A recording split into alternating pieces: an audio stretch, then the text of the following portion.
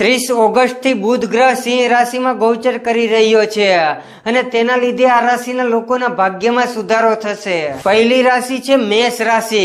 બુધનું આ ગોચર મેષ રાશિના લોકો માટે ખૂબ જ અનુકૂળ અને ફાયદાકારક છે।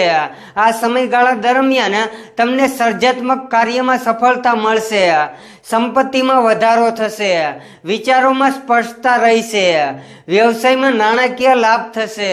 બીજી રાશિ છે મિથુન રાશિ। મિથુન રાશિ પર બુધનું ગોચર ખાસ કરીને અસરકારક સાબિત થવાનું છે, કારણ કે આ ગ્રહ તેમના ગુણો, વિચારો, ભાષા અને વાતચીત સાથે સુમેળમાં છે।